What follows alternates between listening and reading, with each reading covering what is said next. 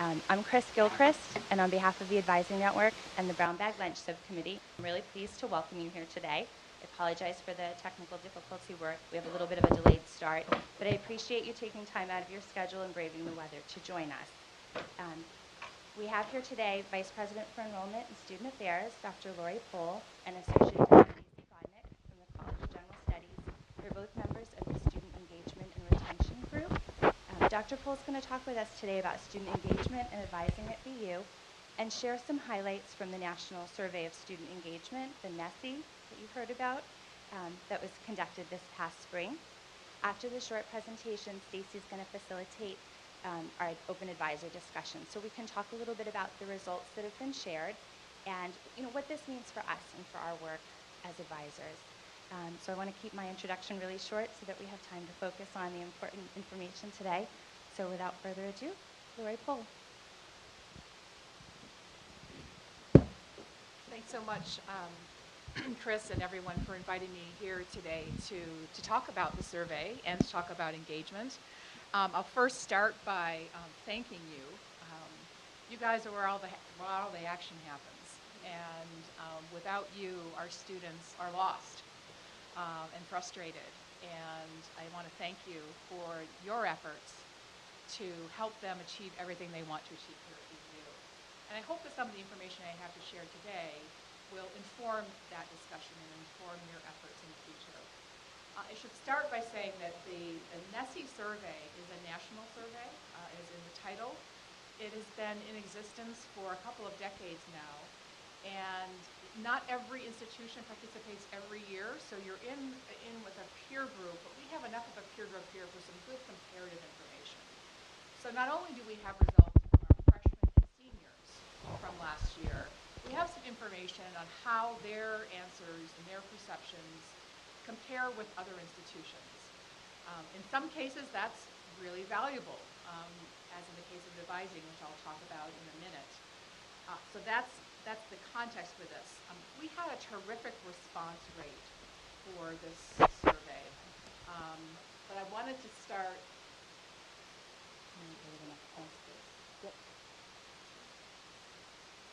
So I'll start by saying why we survey students and why we want to even pay attention to this. We have a couple of metrics that we use to measure and gauge students' progress and our own progress compared with other institutions in terms of outcomes. One is the freshman retention rate you've heard about, and one is the six-year graduation rate. And here you see where we were in 2011. So this is just coming out of the financial crisis, and just at the time, just before the Student Engagement and Retention Committee began meeting. And compared with our peers, our retention rates, this was a collection of peers that we compare ourselves against for a lot of things. We're at the bottom. Now, we're at the bottom, but we're very high. So I don't want to imply that there is a lot of problem here. But comparatively speaking, and with the kind of quality of student body we have and the faculty that we have, we're low. And that continues through, of course, in your six-year graduation rate. I'll say that if you went back even farther to 2007 and early 2000s, we've come a long, long way.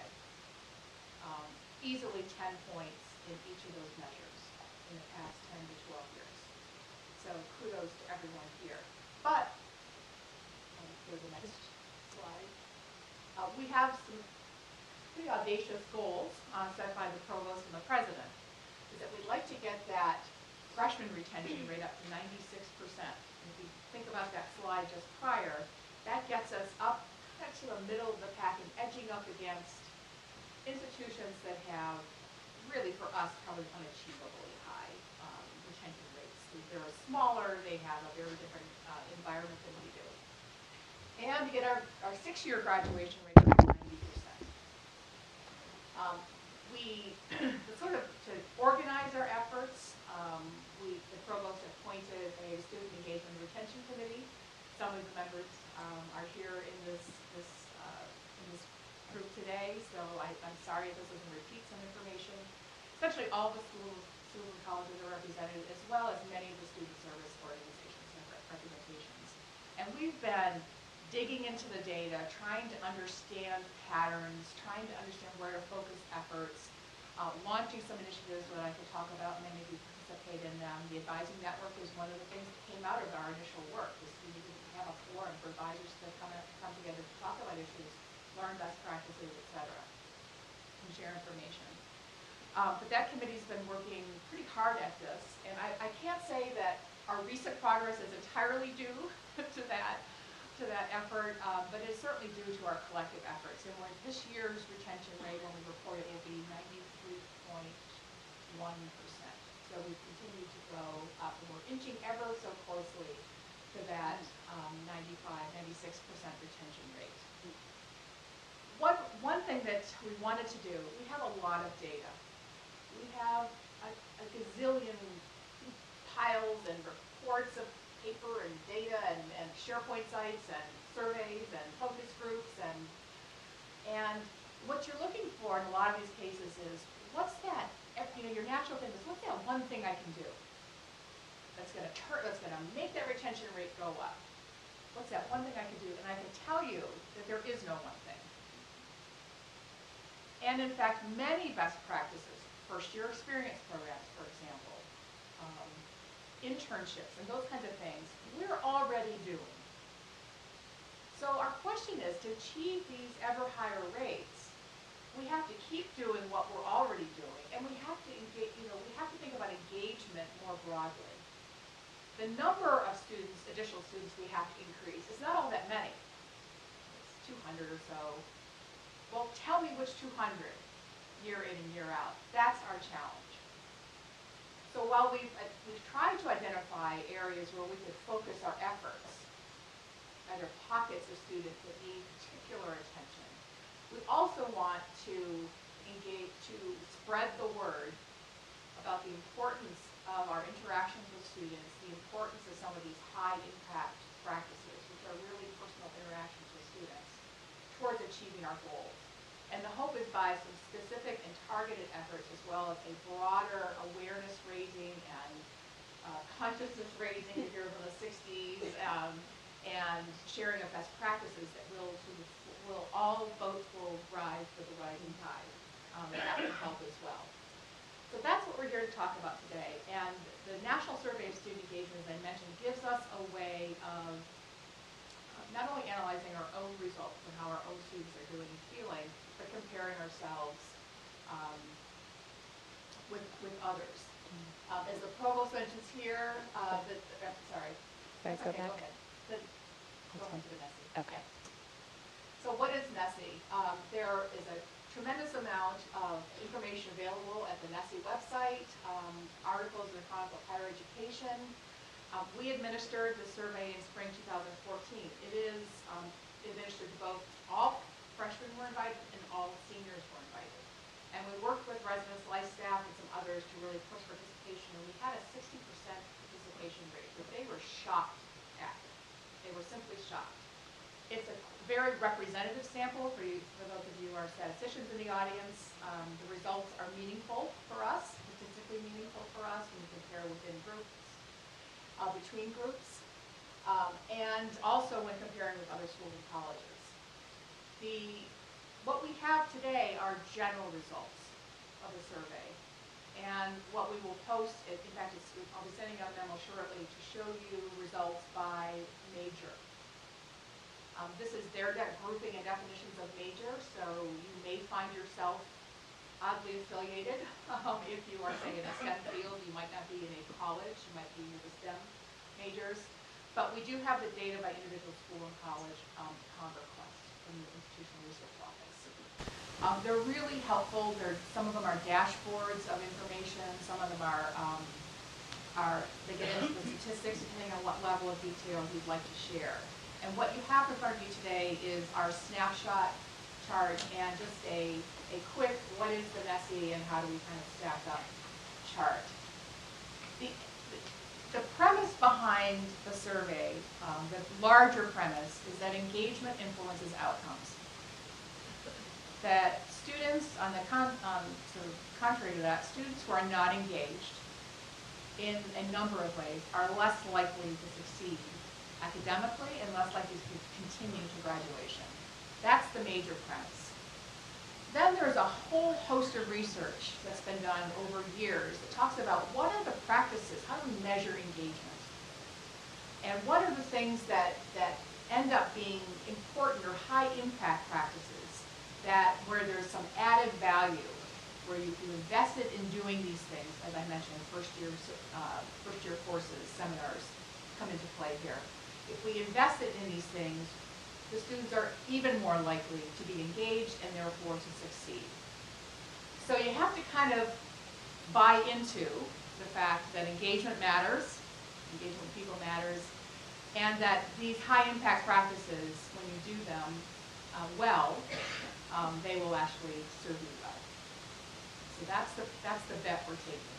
And as I said, there's a lot of research out there, and the research that bears out for us as well. There's a lot of data to go through, and we've got some of it summarized here on the slide. And a couple of things stood out to me when I reviewed the result for the first time. One is that one of the things across the board, freshmen, seniors, no matter how we ask the questions, we do very well at providing an environment where our students feel free to share their ideas and to engage and discuss those ideas with diverse others. That's racial and ethnic diversity, religious diversity, disciplinary diversity, etc. We come out smelling like roses on those measures. And I think that's a testament to the kind of environment, educationally and socially, that we've tried to create on this campus, and we should really celebrate that. These are not only just discussing ideas in classes, but having those opportunities to join clubs and to engage with speakers when they come to campus, when they come to do master classes and things like that. They really feel like they have that opportunity to share and engage. The other area where we stand out is in one of the very high impact practices, and that is study abroad. So our participation in study abroad, and that is just way off the charts compared with our peers. And our students really value that. And as many of you know, when they come back, many of them are changed for the better. Many of them come back. It's a real growing up opportunity for them. And whether it could be study abroad, but it also could be, I'm looking back here to someone I know who's taken students off to the canyons, off to students, even those off-site kinds of things where they're engaging with students very intensely. I don't consider that to be study abroad, but it is a high-impact practice in that it's with a professor, it's hands-on learning, and it's discussion with peers. So those kinds of opportunities, I think we do very well in. We do have some challenges. And we don't fare as well when we look at advising, believe it or not. Now, many of you will know that advising across the board is rarely a satisfier. It's almost always a dissatisfier. Students are generally across the country would say, I didn't get the advice I needed, and it tends to be an excuse for them not achieving at a particular level or not getting closed out in class. But it can be a real dissatisfier. So there's a lot that you can unpack this, a lot that goes on behind that. But even knowing that as a dissatisfier, our ratings are below the other peers who've taken the survey. So we have some opportunity for improvement there. And I think part of the discussion needs to be what's behind that result. And as you go through the data in NSSE, you'll see it at a very high level, kind of a medium level, and as I mentioned, at the statistical level at individual questions. So you can get into what were they really and truly dissatisfied with around the advising.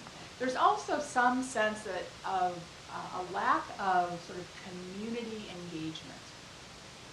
And unpacking that, it's do I have a chance to really engage with my peers in meaningful ways? Do I have a way to engage with administrators and with faculty in meaningful ways sort of outside the classroom? And living learning programs are another one of those high impact practices that they call out. And too few of our students have those opportunities to engage with faculty and staff in the residence halls compared with our peers. And that's definitely correlated with improved academic achievement and improved persistence and graduation.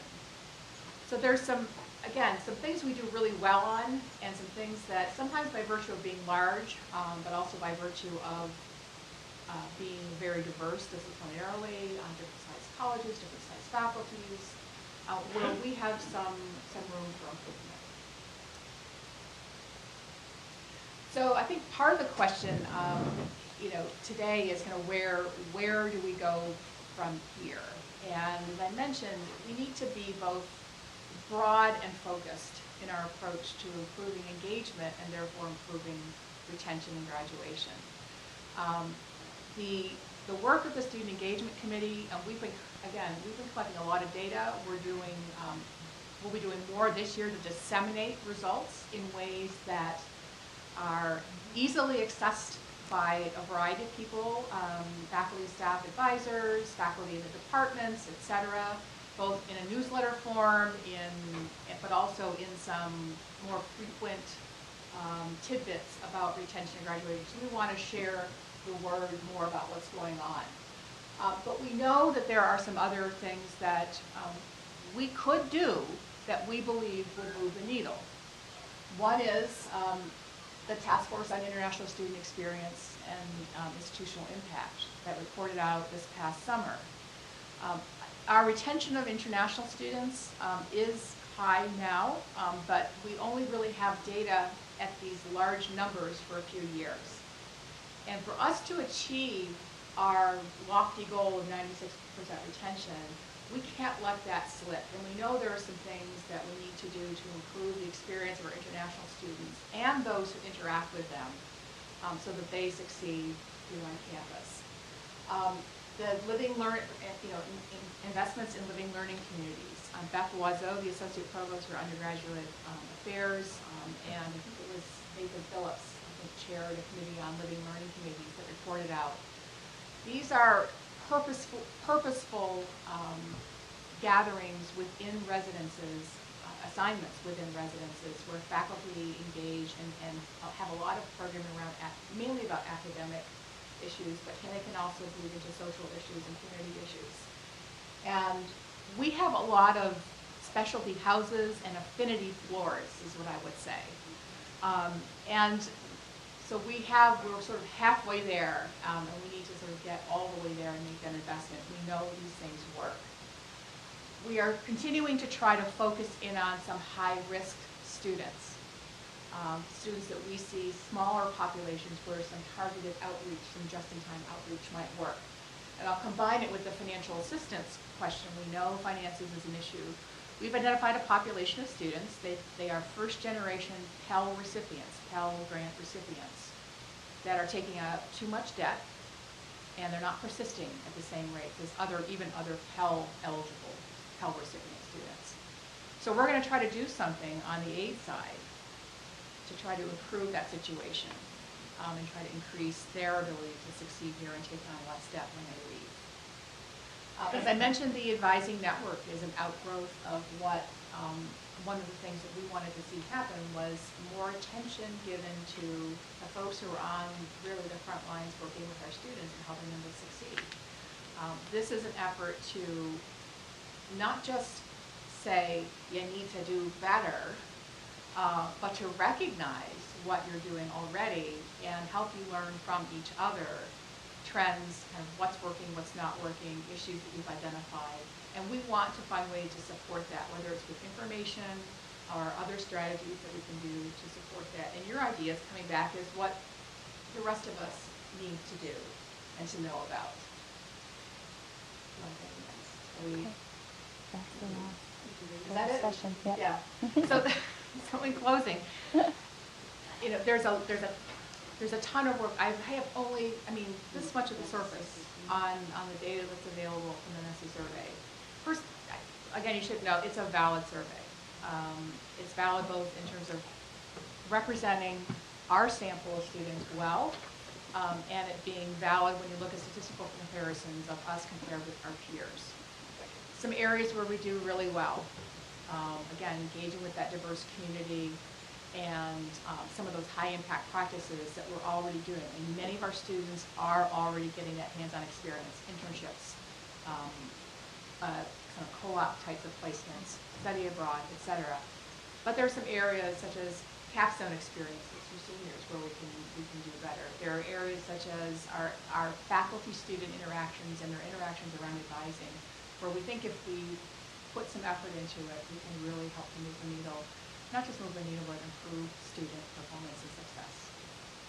And that's what I had to say today. Thank you. Just talk with them. So Okay. basically what we want to do now is have the discussion, but I'm going to give everybody 2-3 minutes to turn to your left, right, front, rear. Just talk to a few people about it. This is a lot of stuff. Think about some things, talk about some things for about 2-3 minutes, and then we're gonna open up the discussion with everybody. Chat away.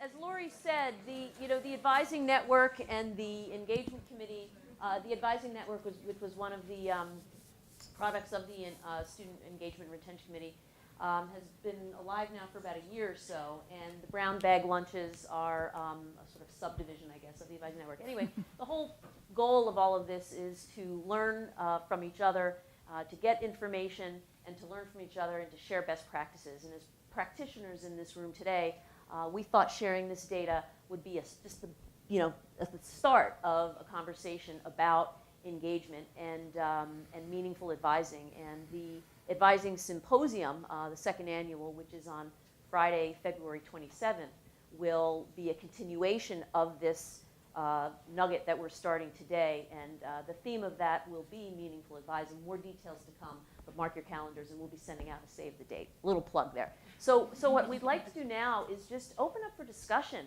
Certainly Laurie's here to answer any questions, but it can just be sort of pondering thoughts, reactions. Some of you have seen this data. For others, it's probably new. Sort of, what are we feeling? How are we thinking? Anybody? Way in the back there? We've got a mic for you, so we're recording this. The mic makes me nervous. My name is Sayaka Yamaki. I'm an undergraduate advisor in the Department of Earth and Environment. I think probably one of the low-hanging fruits actions are over the summer when there's orientation. And I've had many meetings with Stacy Godnick here, and I've talked about, as soon as you think a student even thinks they're going to be in the environmental department, send them our way. So over the summer, there's actually, it's actually fairly quiet. And I know there's orientations going on at various points because we have faculty that, advise some of those students. I think it would be great if any orientation advisor can send the student directly to the department so that we can help them plan courses. We're totally happy to do that. I'm here most of the summer. We can get them off on the right foot as to which classes they can take, and then the orientation advisors can register them. And I'm sorry that I'm ignorant about how much time those students have during orientation.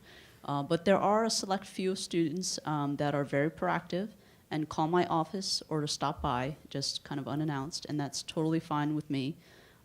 So that would be one of the issues. That would be great, because we can get them engaged really quickly.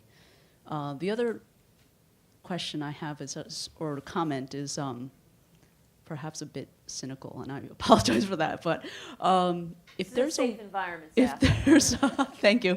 If there's a way to, I don't know if it's working with the business school to try to introduce behavior change workshops for faculty, in terms of students go up to their office because they have a planned advising appointment, and there's always a bunch where they're just not available. The faculty are not around. I know they get tons of emails. They can't respond to them. I know they have so many commitments with those just faculty action type or different committees. things of that nature. But some of them get a little bit cynical, I think, and they don't give the time of the day to the undergrads, which are not a priority. So I think that's a good point, and I want both of them. And I think that in terms of engagement, both students engaging and having the opportunity to engage with academic advisors, and also how we advise, both as professional and faculty advisors. And that's something that the Advising Network is looking at, and there are many faculty in the room today and a part of the Advising Network. So I think that's definitely a topic of discussion and something to work towards to better engage and make the quality, the experience for the students better. Any other questions? Thanks, Sayaka. Thank you. Thoughts, feelings?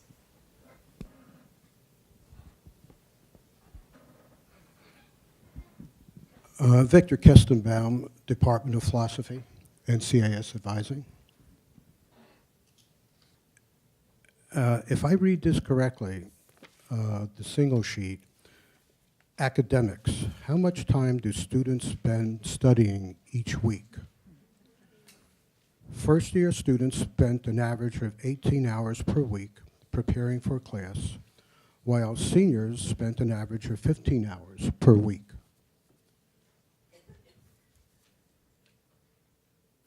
Are you serious?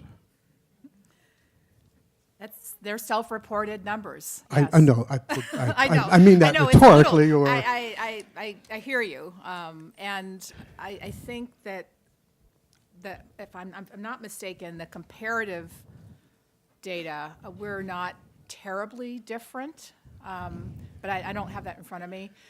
But it is surprising, and you've got to wonder, given the grades. I mean, we have great students. I think we have terrific students here. But I would ask you, what does that say about the student, and what does that say about the course? well, my real point is far more elaborate than just, are you serious, or is anybody serious? Again, it's a safe environment if you'd like to. Yeah. Well, how often, and this pertains to your remark, how often do students talk with faculty members outside class about what they are learning? A little bit over a quarter of the first year students frequently discuss course topics. Well, after 42 years at Boston University, in one sense I'm not surprised, but on the other hand, this is really worrisome. Overall, I mean, look at the first page of the two sheets.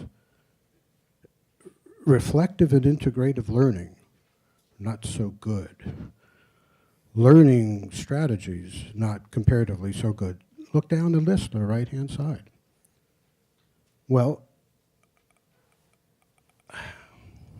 I'm not making, well, the point, I guess, one point is, I took the time, and I encourage all of us to do so, to look at the online, let us say, at what does NSSE mean by reflective and integrative learning? Mm-hmm. Obviously something of great concern to a philosophy department. Mm-hmm. Well, they say reflective and integrative learning is characteristic of students who engage in deep approaches to learning. That doesn't explain very much. Intentional learners will apply these skills as a way to gain a deeper understanding of the course material. What skills? So in order to answer some of those questions, you really do need to look at the survey instrument, which details, so many of these things are aggregate composite scores or composite assessments. And that are, when you break them down, there are, for example, I think just in the advising one, there might be, I think there are 47 questions that add up to an advising assessment, for example. And those, so when you talk about what skills, they were asked about how many pages a week do you read? How many times do you do this? And they were asked to rate those things. NSSE then takes all of those and brings it into a super score, if you will, of a particular time of learning strategy or coursework. In what I guess would be called the executive summary, that is not at all clear. It is conceptually just very, very rough. So I'm just balancing Yep. how seriously I take the snapshot, but also wanting to look with real seriousness of purpose at the whole thing. Yeah, and I think, Laurie referred to when we unpack it, and I think, certainly when you unpack something, you may question, even though it's a reliable source and reliable data, we can still question it, and then from there, learn and either change behavior or change approaches, or I think regardless of the discussion and the question you raise is really, really important. Thank you. There's an example of that I like to point out, even just talking about the high impact practices. Just because they're high impact doesn't mean we're going to or want to do or should do all of them. Study abroad we do really well on, and frankly our overall score on that is not terribly bad. When you break it down, there are some things like study abroad we do really well. We don't do a whole lot of service learning courses here. I don't think we do practically any of them in the traditional service learning definition. So we don't fare well on that, but it's almost a choice to say we don't, that's not where we've put our effort. There are other high impact practices where perhaps we'd like to do more, some kind of, summative capstone experience for our seniors. That might be something that we would choose to engage around a little more and see where it's happening on campus and how it's done, and is that something we would want to take on? So that's what, again, it's not just because it's a low score, it may be because that's not where we've put our effort, and it's not where we want to put our effort. Hi, Charlie White, School of Education. There's an interesting pattern that I see on some of the data that, and I guess it gets to your point about where we put our emphasis. I'm looking at some of the snapshot information here about the low performing relative to private research. And you already mentioned the how many courses include a community-based project service learning. That is low. Discussions with people from different economic,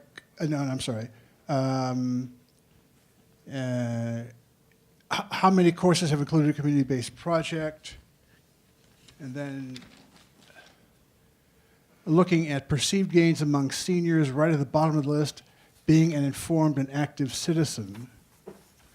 The literature in higher education is full of indicting information about how universities are not pulling their weight in the civic development of their students.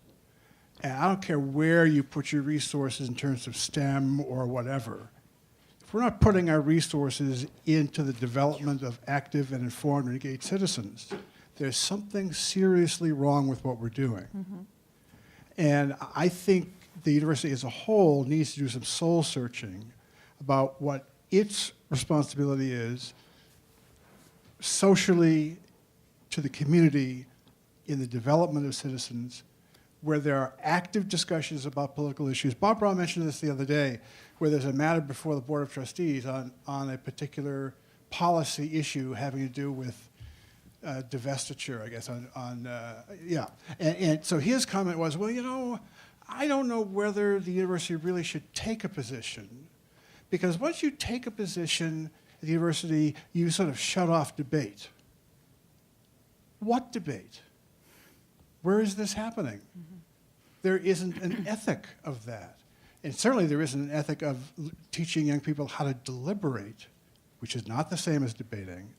So I would just like to suggest that this is an area that needs some serious consideration by the university as a whole. It should be a university-wide conversation, and we ought to be looking into the literature about how some places do this quite well, but how most places don't do it well. And the fact that we're at the bottom of a social institution that generally doesn't do it well makes it even worse. Thank you. No, I think that's an important observation, and I think how to make the change, how do you take, what's the next step? Is the critical issue. So what do I do with that piece of information? And whereas it may be that the university, the big U university, needs to take this on as an issue and have a conversation. I think if we leave it to that, the real change that you want isn't going to occur in the time frame that we would like it to occur. Just because there are lots of, but if we, all I mean to say is that there's nothing stopping us from taking that point back to your department and back to your course and back to my staff, saying what would that look like if we wanted to move that needle? Not to say the university shouldn't have a conversation about that, but I don't think that should be the only strategy. When we can see this information, any one of these things, and say, how about we go back and talk about how we might improve that for at least for our own students, the students I engage with. Is sharing information Yep. about what is known about how places. Yep. That might be helpful. Yep. Thank you. Ilda Hanjari, Academic Advisor in CGS. And I'd like to say that I'm very proud of our very high retention rates, and how our advising is conducted. And, nonetheless, we're always looking for ways that we can improve. At the same point, I'd like to ask the other advisors and faculty how they've noticed a change in our student body and expectation of their education and advising. I almost feel like Generation Y has a different notion of what education should be. I've been getting more and more emails of students expecting answers after 8 o'clock at night on the weekend during Thanksgiving break, more so than 4 or 5 years ago. And I'm almost seeing a switch from viewing college as an education versus customer service, where the customer is always right. And I find it tough when we're advising them, and where is the part where you can tell them, you really are not thinking of this the right way, and then them being upset that you're telling them this because they're expecting no, you're great, you're the diamond in the rough, you're always right. So I do agree that we have to do some soul searching too. What part of us is going to be education and what part will be customer service to then help with student retention? Mm-hmm. Great question, and I think Ilda was throwing that out to the group. Does anybody have any thoughts? Anybody? What, Louis, go ahead. Yep. Chris, you want to give Louis the mic? I think, first of all, I agree with much of what you're saying. I think a lot of times the challenge is, especially with freshmen, many times we're telling them things that they don't necessarily want to hear. So in other words, if I come into Boston University thinking that I want to go into engineering, and I'm really not interested in, liberal arts, or I don't want to take this course that I need to take to be able to get to that point, it's sort of like sometimes kill the messenger. Mm-hmm. So if you're the advisor and you're trying to do a good job and you're explaining these things, I think according to who that student is, the maturity level, whatever, that the feedback that you will get from that student could be very positive or very negative. I think a lot of it is, I guess, building relationships with students in ways where they trust you as an advisor and understand that, it's not, you don't just come in and I give you the answer and you walk away. This is like a process where we work together over the course of, at CGS it's two years. Mm-hmm. But I think otherwise, the customer service thing can get very dicey because, we want to be positive. We want to be, able to support students at the same time. They need to be able to hear and understand certain things. So. Thanks, Louis. Hi, this is Sayaka again. So to respond to some of that, I don't think it's inappropriate to tell students that they need to do something. They're growing adults. They need to understand boundaries. There's a lot of adults that don't understand boundaries.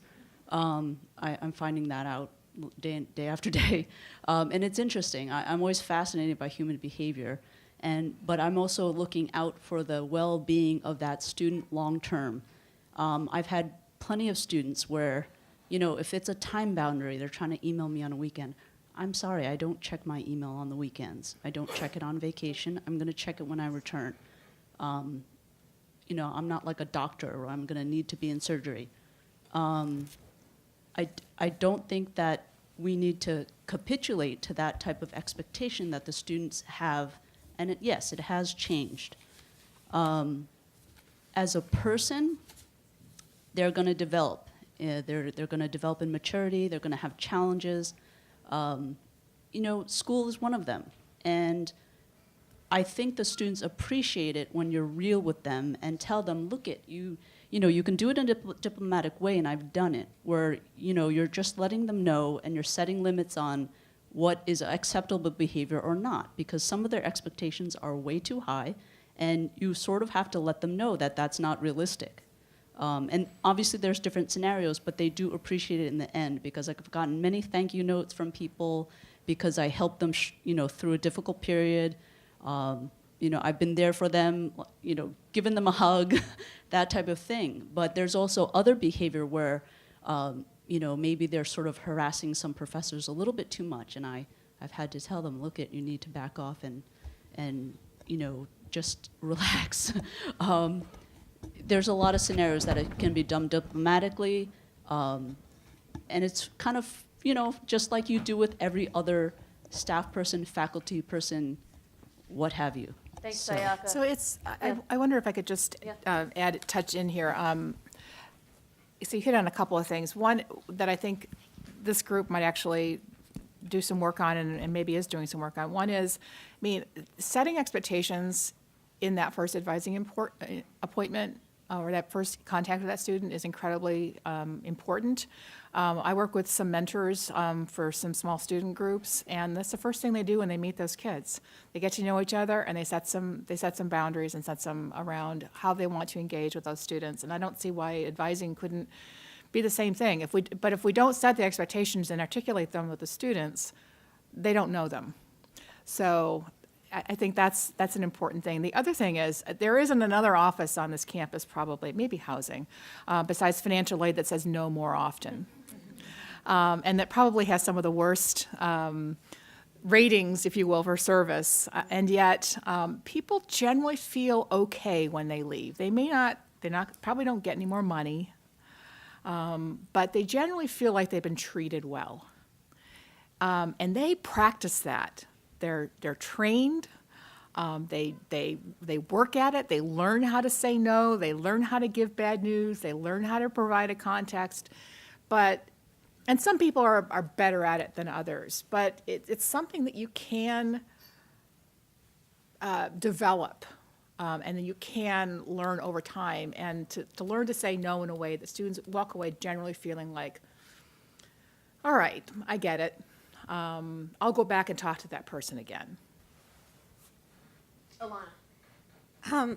So as my colleague Ilda was saying about the millennial generation, because they come in as freshmen, and we see a lot of the freshmen in our office kind of almost helpless, and their parents have done everything for them, and they have to get up to speed on how to do stuff themselves.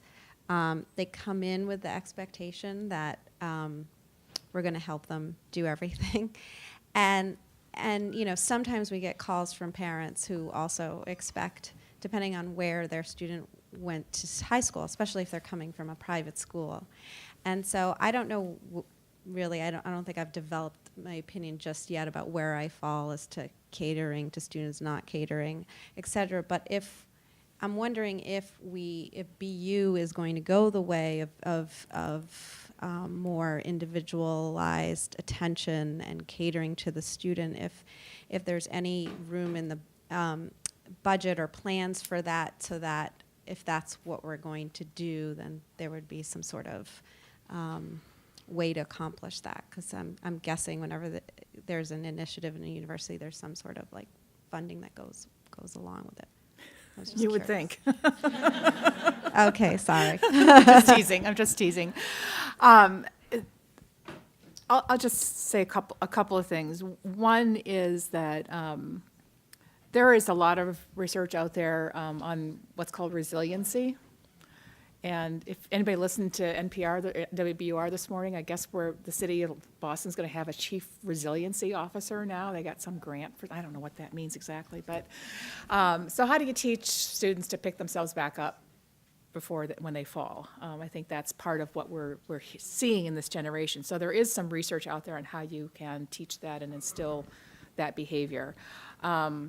First of all, they have to fail to learn how to recover from failure. That's number one. The other thing around, we're too big to go to the personal butler model of education or advising. We simply can't get there. We can't even get there. There are places with faculty to student ratios of, one faculty to 11 or 10 or 8 students. Some places they're 4. I mean, we're just not going to get there. So I think part of what we have to learn are what are the effective ways to engage with students in sort of multiple modalities. And not just, personal interactions generally are the most effective. But if we can't have that, if we don't have the time for everybody to have an hour-long appointment, how can I have a meaningful 10 minutes? How can I have a meaningful 5 minutes? By providing them with all that transactional stuff that comes into those meetings as well, and having a meaningful period of time with them so that it doesn't take, we could expand the time by shortening, but having it be meaningful. The Center for Career Development did this. They used to have 50-minute counseling appointments, but they learned in working together that what was going on in there was a lot of how-to, where do I, so they offloaded that to the web, shorten the time for counseling, so now we can provide more and have actual counseling occurring during those sessions. So I think there aren't going to be enough resources to provide everyone with their personal advisor, but I think there are ways that we can be more effective when we do have those sessions. We have time for one more question, and then we'll wrap it up. If there is one. Yes.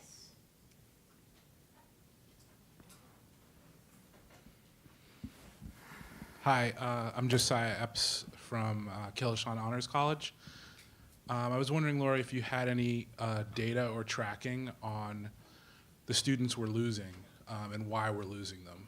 Oh, yeah. I know it's hard in this situation to do an exit interview, but it's a little bit like getting a closure on a breakup. Was it me? Was it you? So can you talk a little bit about that? Sure, Thanks. and Definitely wasn't you. That's a great question. We've done research on students who've left before, and we also do a couple of things now where we're gathering some information. One is that any student who's requested a transcript for the purpose of transfers, you're reaching out to and learning some things, and so we're taking and collecting all of that feedback and trying to figure out if there are some patterns that we're hearing. The University Service Center, when students do withdraw or take a leave, they have information as well. And then we have information we gather from we can generally find out what happens to them afterwards if they've gone to another school or college. The vast majority of students who leave BU, number one, they go to another 4-year college. They don't just drop out entirely. Number two, they tend to go closer to home, except if you're international, and then they go to they're basically bi-coastal. And so there's a combination of factors that we're starting to learn a little bit more about from a data perspective to match the anecdote, and that is, I'm not happy, I'm doing okay, and it's costing us a lot of money. And it's that combination of things that Thanksgiving, spring break time, the parents are saying, well, why don't you come home? Or why don't you go to school closer? So there's that. And so part of that is how much do I control of that? I might be able to help them do better. I might be able to feel like they're more connected and engaged. I can't deal with the fact that we're far away, when far away could be Worcester for some students, and it is. So that's what we're trying to understand now, or what those combinations of things are that indicate that together a student is more likely to leave. And those are definitely performance, debt, or how much they're paying out of pocket, and distance from home.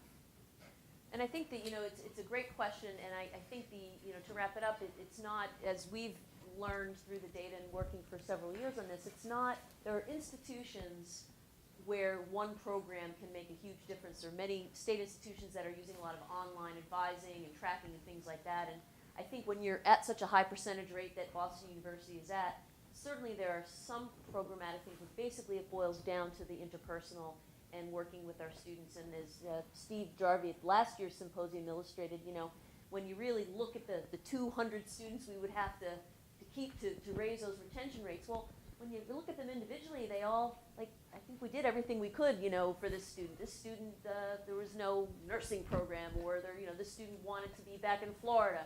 Many of those who we work with, in the end, it's really hard, but there are some that we can sort of switch, and the homesick student who isn't engaged, things like that. So hopefully this is just the beginning or the continuation. Hey, Stacy, can I just say one thing? This is my little favorite little toot the horn kind of thing. So, retention tends to be, I think a lot of people talk about student engagement retention, tend to talk about it as what I call a deficit model, which is that there's something that we're not doing, or something that particularly that they are not doing, that's leading them to leave or not be successful. We lose a lot of students who can do the work here. So, students with, 3.5 and above, excellent scores coming in, doing really well, we lose them. And we don't always lose them to Harvard. So I think part of the retention equation is not just about getting the number up from the bottom. It's about why are our very best students leaving?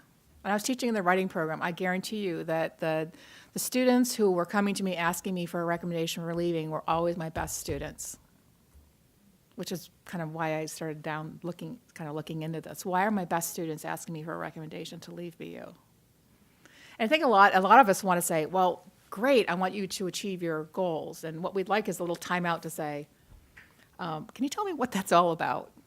But again, in that vein, one of the initiatives that from the Provost office was we're looking to sort of recognize, and that the individual schools and colleges, I think many of you have already been doing this and doing it more, is recognizing those high achievers where they previously weren't, to sort of show, to sort of avoid and circumvent the grass is always greener phenomenon. It's better over here, it's better prestige and things like that. Great point. So we're going to wrap it up. Please take these conversations. I'm going to hand over to Chris with a slight little reminder. Take these conversations back, and we'll have more follow-up brown bags on this topic. Thanks for coming today. Chris? All right. So thank you, everyone. I know we're a little late for time. So I just want to point to the screen, save the date for the next brown bag lunch. It's Thursday, January 29th in 2015. Please note, Thursday at 12:30, so a little different from our usual Wednesday time, at 100 Bay State Road, room 613. All the different career services offices are going to be represented, so come join us for that panel. Thank you.